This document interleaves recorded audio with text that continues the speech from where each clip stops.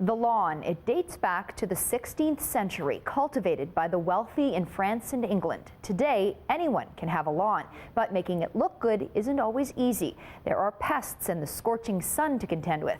I recently caught up with a lawn expert to get some tips on how to help your grass survive the summer. It takes some work to get and keep your grass looking good. With tips on how to do that, we're joined by Troy Dean, General Manager of Nutri-Lawn in Sudbury. Thanks for joining us today. Thank you for having me. So tell us what it is, what services you offer. What do you do exactly? Well, we're a full care lawn care provider.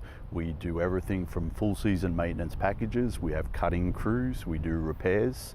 We analyze lawns, and we give a lot of tips to customers, even if they're looking at doing it themselves. When it comes to mowing, what are your tips? Okay, keep it a little bit longer than the standard lawn length. You're going to be looking for about 3 inches in total, and that's especially in the hotter months. Long and green, short and brown. What about mowing techniques? You can do a straight cut, but what if you want to get fancy and get into those stripes and edges? Okay, you can get fancy without even doing circles and things like that. Make sure you cut on a different angle each time you cut. Running the mower in the same straight lines every time is not going to be good for the lawn. Don't over trim your edges. Leave them longer. If you cut them short and burn them, that's the first place the weeds are going to penetrate. What about watering? What are your recommendations for when to water and how often? Okay, the best time of day to water is first thing in the morning.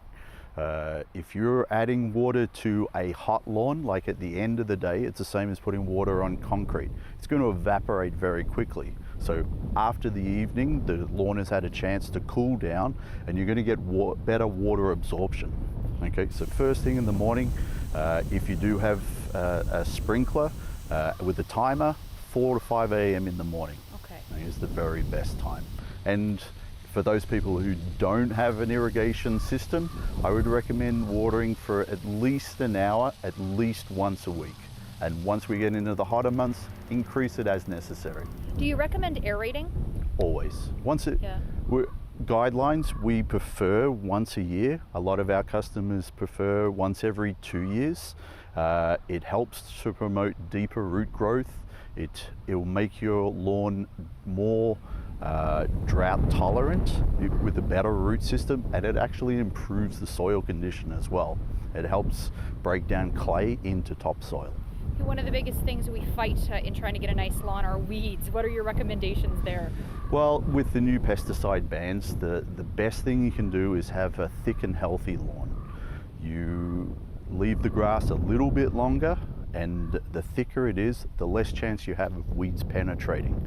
We find the most weedy lawns are the ones that have been left over a few years and have thinned out, and there's a lot of areas for weeds to penetrate. Okay, mole holes, things like that. How do we deal with animals? All right, moles you can't deal with directly. They are just do their thing. Yeah, it's part of living in the north.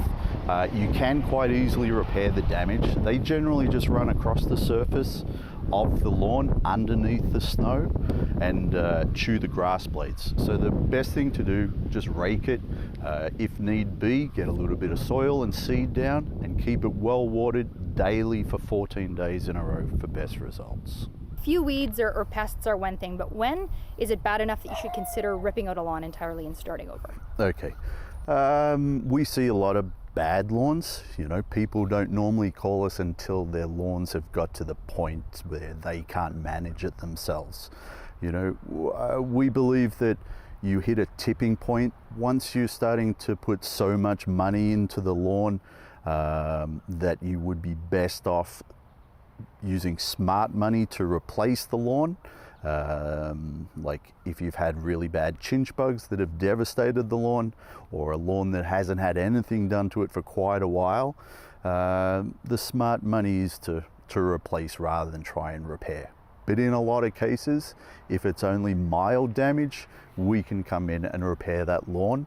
And as long as people have the expectations that we're looking at a 2 years to get it back to yeah, good. It's not going to be immediate. No, but like any garden, it takes nurturing, and constant watering and attention to get it back to a good level. All right, thank you so much for the information, Troy. Thank you. Troy Dean, GM of Nutralawn in Sudbury.